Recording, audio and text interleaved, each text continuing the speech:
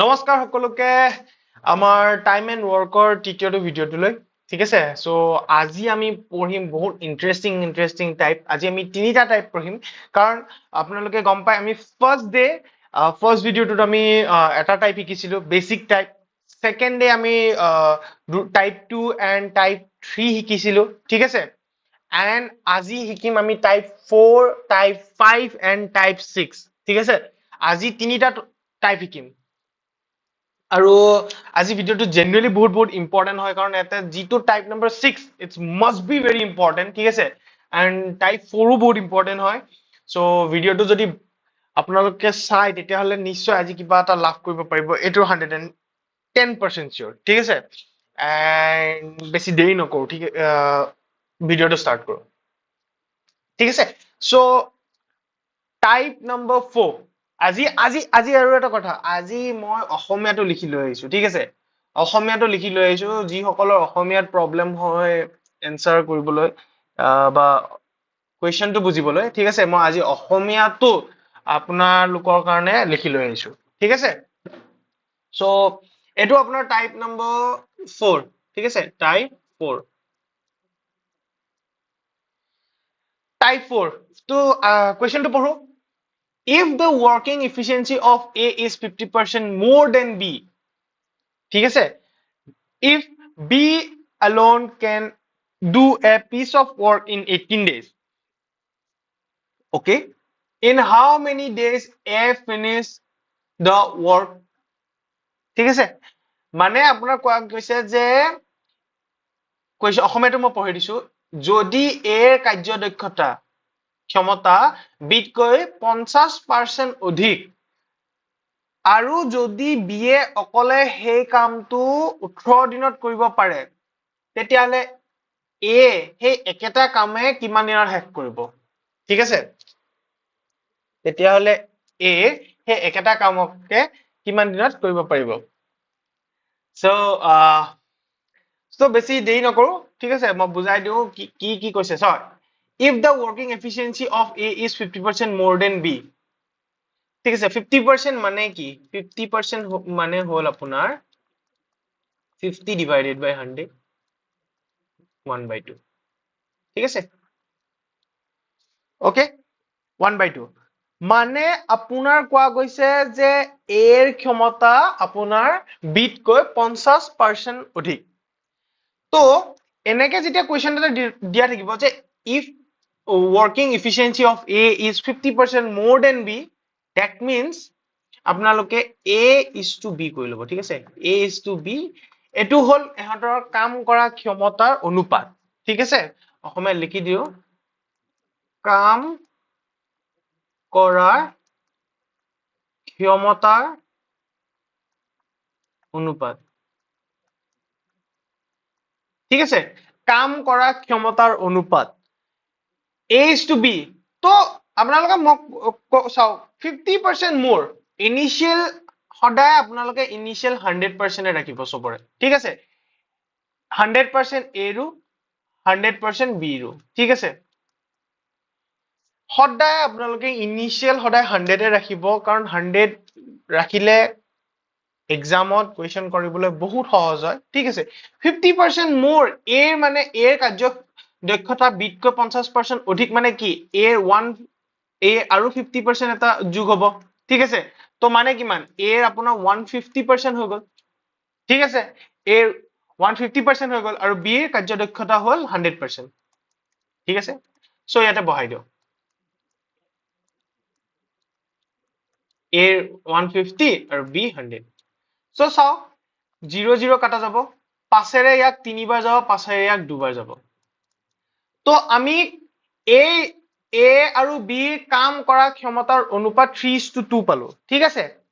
3:2 পালো এইটো আপোনালোকে এনেকে কোন 100% দেন 50% প্লাস কৰিলো দেন আপোনাৰ B% কাটাকাটি কৰি ইবোৰ ইমান দীঘল কৰাতকৈ বেষ্ট সলিউশন হল যে 50% দি আছে না 50% মানে কিমান 1/2 ঠিক আছে A is to B B ৰ ভ্যালু এটো ৰাখিব 2 ঠিক আছে এন্ড উপৰ A ৰ ভ্যালু আপোনাৰ প্লাস কৰি দিব ঠিক আছে শৰ্টকাট এটো শৰ্টকাট মেথড হল যদি আপোনাৰ কনসেপ্ট লাগে তেতিয়াহলে এটো কনসেপ্ট ঠিক আছে যদি শৰ্টকাট মেথড হয় এটো শৰ্টকাট মেথড ঠিক আছে যে দুইটো তলৰ দুই যিটো আছে হেতু বিৰ হ'ব বা ইয়াতে 50% হয় 60% থাকিব পাৰে তেতিয়া তলত যিটো থাকিব ঠিক আছে তলত যিটো থাকিব হেতু আপোনাৰ বিৰ হ'ব আৰু ওপৰত যিটো থাকিব হেতু আপোনাৰ এ হ'ব ঠিক আছে তো আমি এ আৰু বি কাম কৰা ক্ষমতাৰ অনুপাত পাই গলো ঠিক আছে তো next question next তাৰ পিছত কি দিছে চাওক if b alone can do a piece of work in 18 days যদি b এ অকলে 18 দিন এটা কাম কৰিব পাৰে মানে b 18 days এটা কাম ঠিক আছে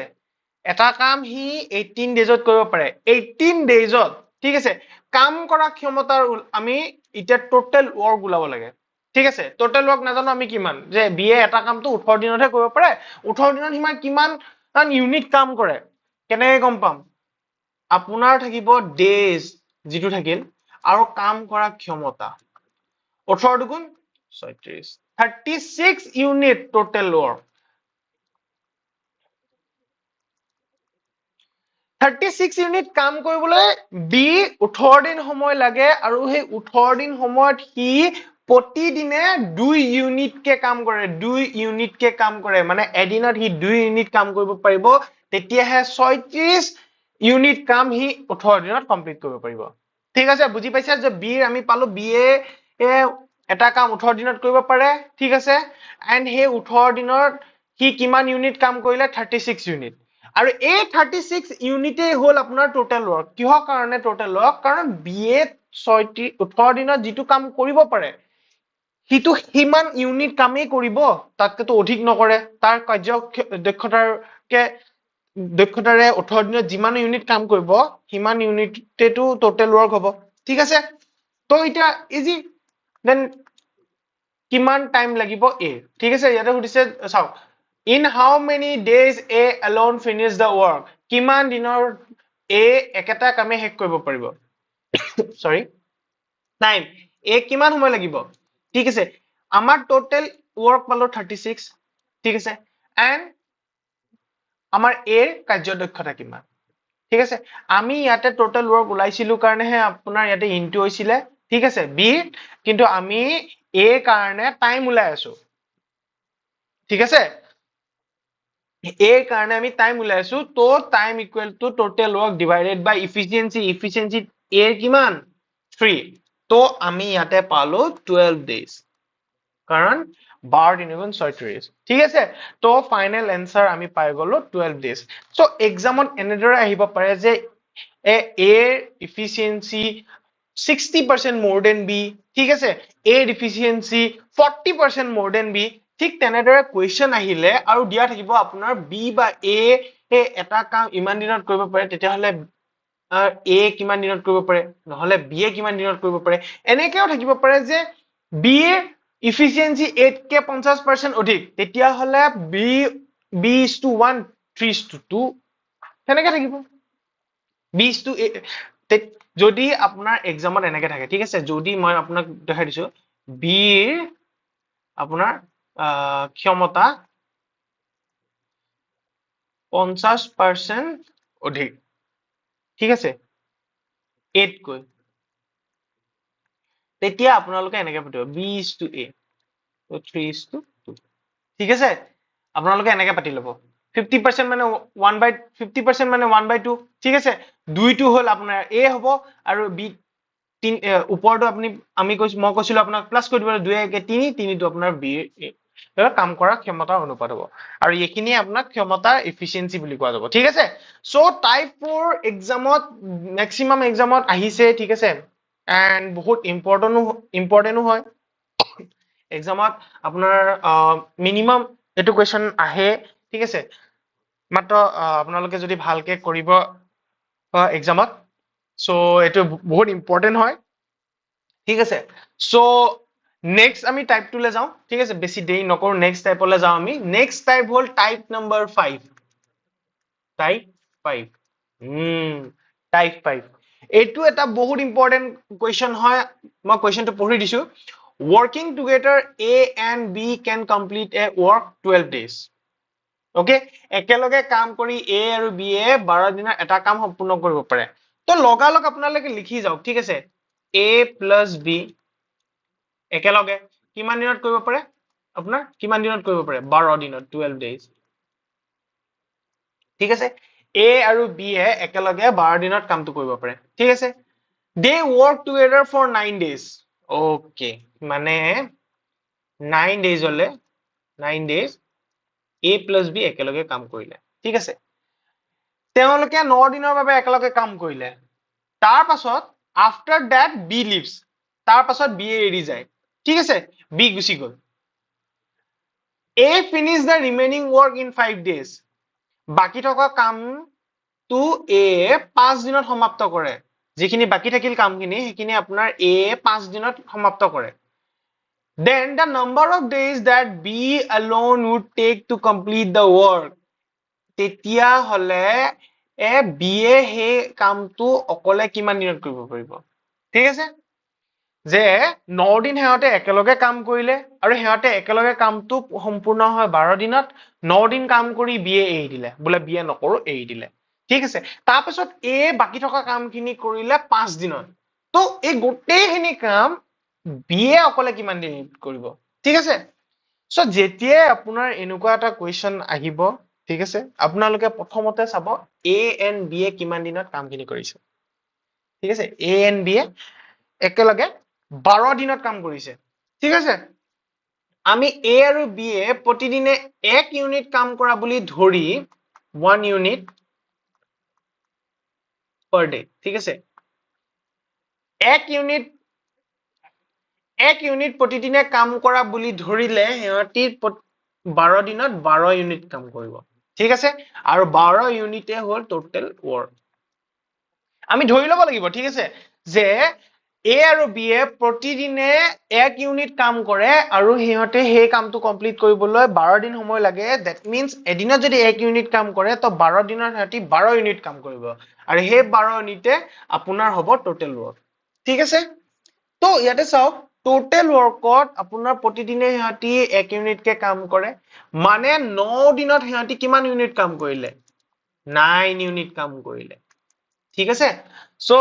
9 দিন ইয়াতে একেলগে কাম কৰিলে ন ইয়াতে দিয়া আছে যে they work together for 9 days ঠিক আছে they work together for 9 days তো 9 দিন কাম কৰিলে এ এণ্ড বি এ কিমান ইউনিট কে কাম কৰে প্ৰতিদিনৰ 1 ইউনিট কে কাম কৰে সিহঁতি কিমান দিন কৰিলে 9 দিন কাম কৰিলে তো 9 ইউনিট কাম সিহঁতি কমপ্লিট কৰিলে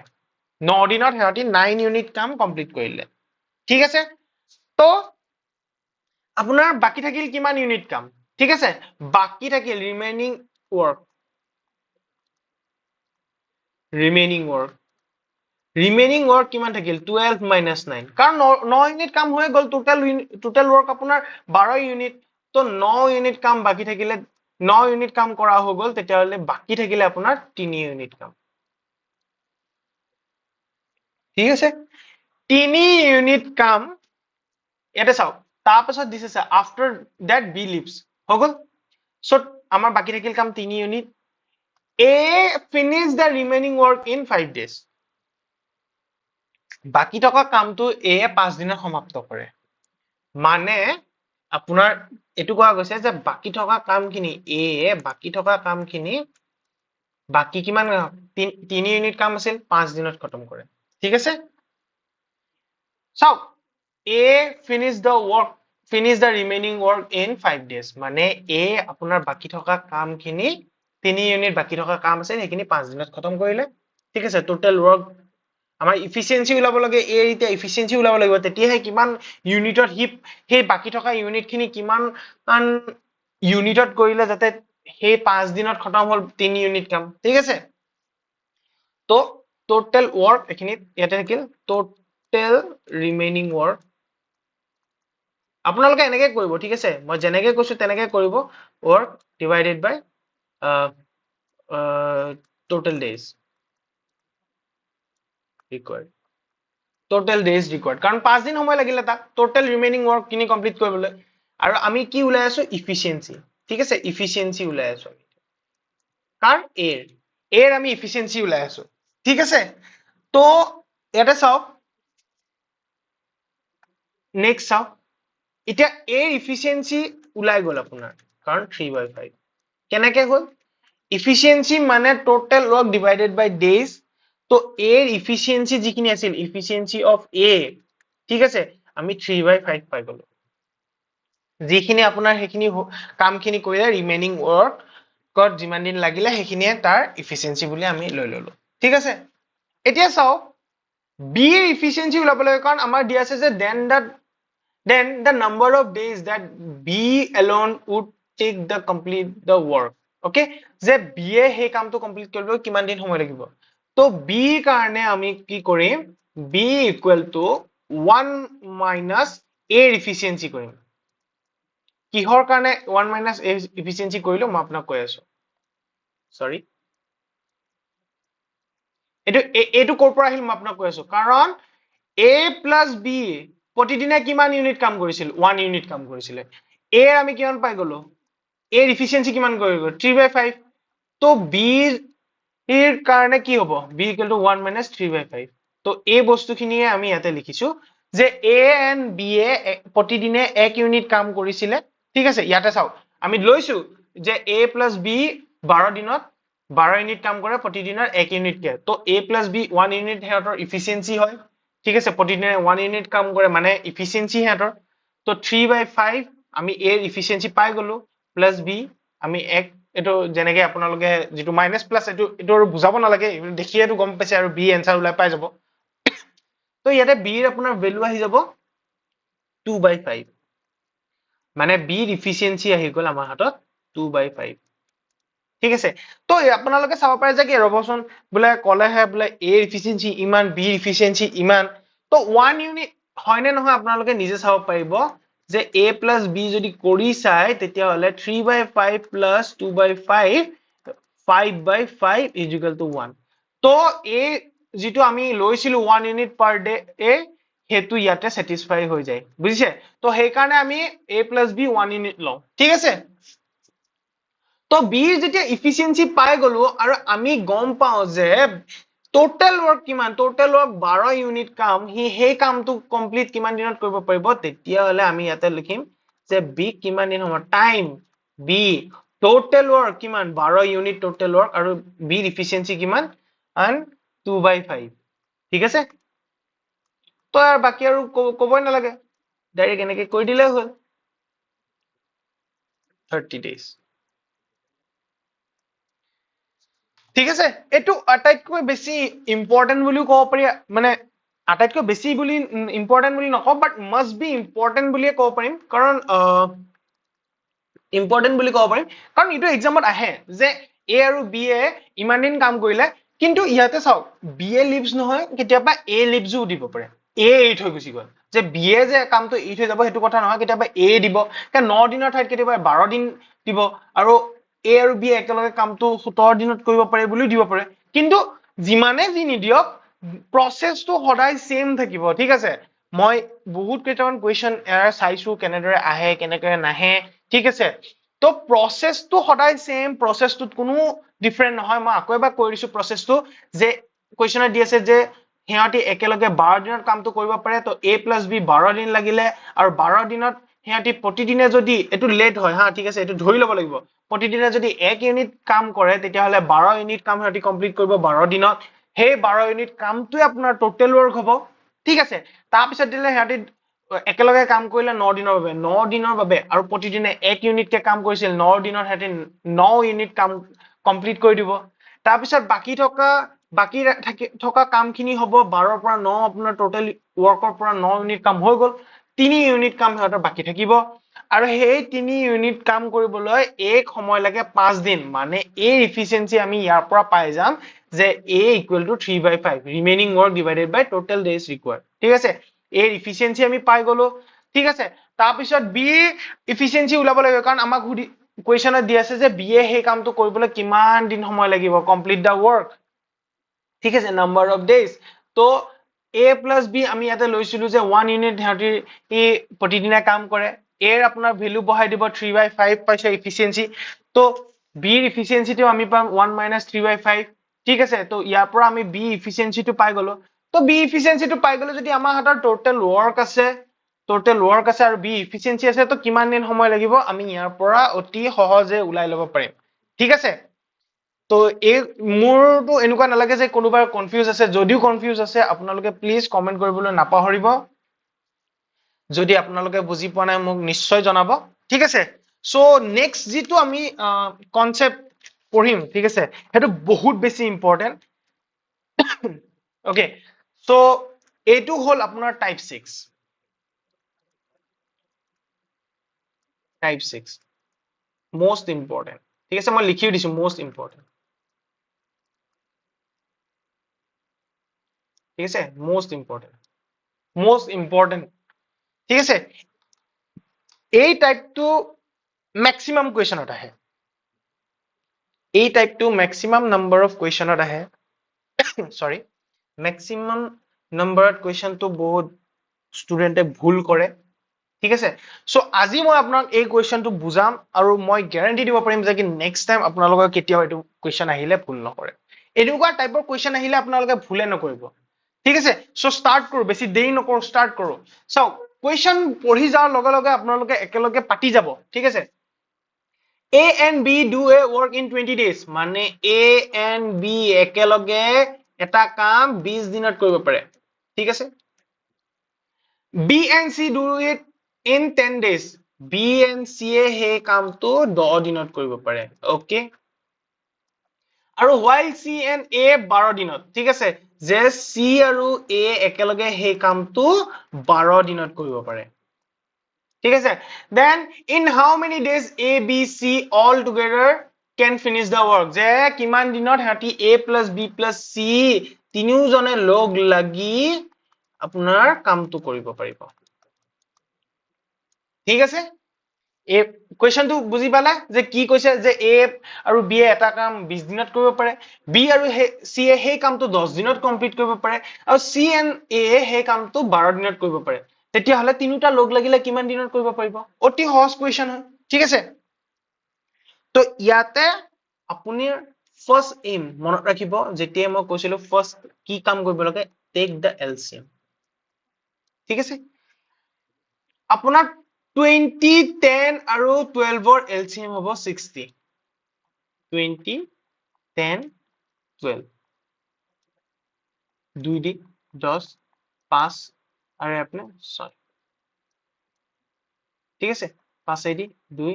1 6 সো 5 দুগুণ 10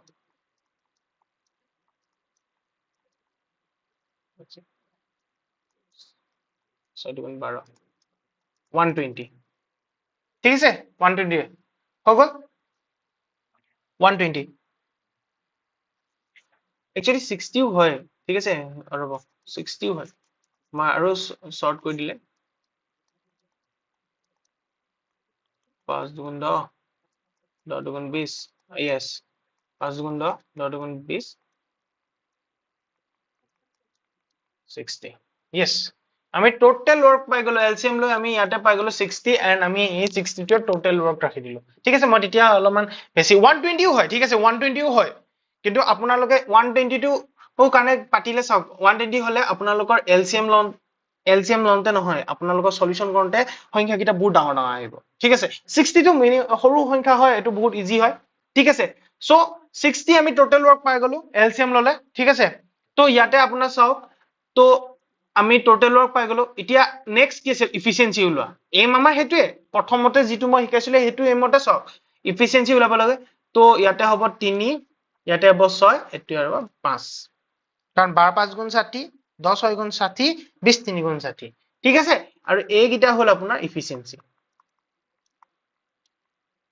টোটাল ওয়াৰ্ক পালো ইফিচিয়েন্সি পালো আৰু কি কাম লাগে একেলগে হেতে কিমান দিনত কৰিব পাৰিলে হেতু কৈ দিও কিন্তু ইয়াতে এটা কথা আছে কিন্তু ইয়াতে এটা বহুত ইম্পৰ্টেন্ট কথা আছে আপুনি ইয়াতে চাওক a plus b plus b plus c plus c plus a এটা ইফিচিয়েন্সি ওলাক a b c চাওক ইয়াতে a দুবাৰ আছে b দুবাৰ আছে c দুবাৰ আছে তো এহঁতৰ তো দুটা এ টো কেনেকে ইফিচিয়েন্সি ওলাব আপোনাৰ দুটা এ টো কাম কৰি আছে তো এইখিনি সময়ত আপোনালোকে কি কৰিব ইয়াতে কমন লৈ লওক 2a plus 2b plus 2c 2a plus b plus c হৈ গল তো ইহঁতৰ কিমান হ'ব ইফিচিয়েন্সি কিটা আপোনাৰ ইহঁতৰ আমাক লাগে টোটাল ওয়াৰ্ক পালো কিন্তু ইহঁতে একেলগে কাম কৰা ইফিচিয়েন্সি লাগে আমাক আৰু ইফিচিয়েন্সি আমাৰ কিমান হ'ব 3 plus 5 plus 6 কিমান 6 পাছে 11 11 দিনে 14 ঠিক আছে তো a plus b plus c তিনিওটাৰে ইফিচিয়েন্সি হ'ব